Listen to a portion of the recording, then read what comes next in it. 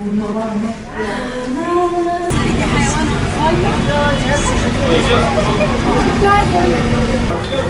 Evet. Azra var, falan da var. Yarım kilo. Yapma ya. Kanallar bizden kalıyor. Geçen yıl birisi geldi o.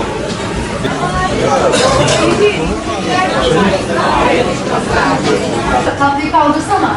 Şunu. O görüntü duruyor o. Ya biz işler tabii herkesin olduğu gibi yağmur yağınca her yere yağar. Bizlerde de ufak ufak bir kıpırtı başladı ama o çok önce 5 sene önceki işleri soruyorsan onlar yok. Ama Allah bereket versin ufak ufak siparişlerimiz gelmeye başladı. Çok hızlı bir şey yok. Şu an Ramazan olduğu için Ramazan'ın son günleri millet haliyle 1-2 sipariş vermeye başladı ama 1-2 çok değil yani. Bundan 10 sene önce buralar dolup taşıyordu bu saatlerde.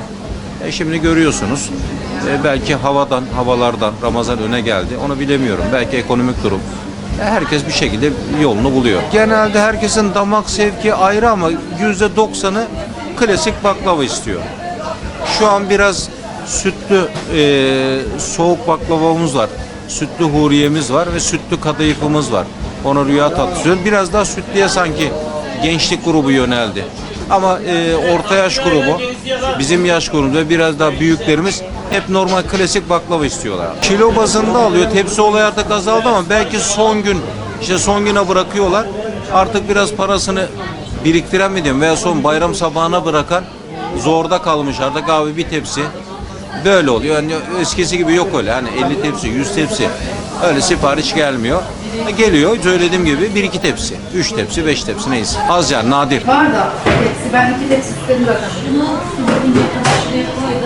Şu an için en çok cevizliler tercih ediliyor. Muhtemelen maliyetinden ötürü daha uyguna satıyoruz cevizli baklavalarımızı. O yüzden en çok cevizli baklavalar tercih ediliyor. Evet maalesef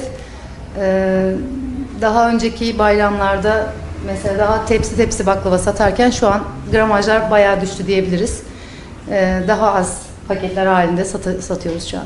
Bayrama yakın evet satışlar yoğunlaşmaya başladı. Ama büyük satış Arife günü olacak tabii ki. Bayağı uzun kuyruklar oluşuyor şubemizin önünde. Tabii eskiye göre azalmış olsa da tatlı satışı, yani insanların ekonomiden ötürü azalmış olsa da tatlıyı seven bir ülke olarak, millet olarak gene de hala devam ediyor. Yani insanlar az da olsa gene almaya devam ediyor tatlıyı.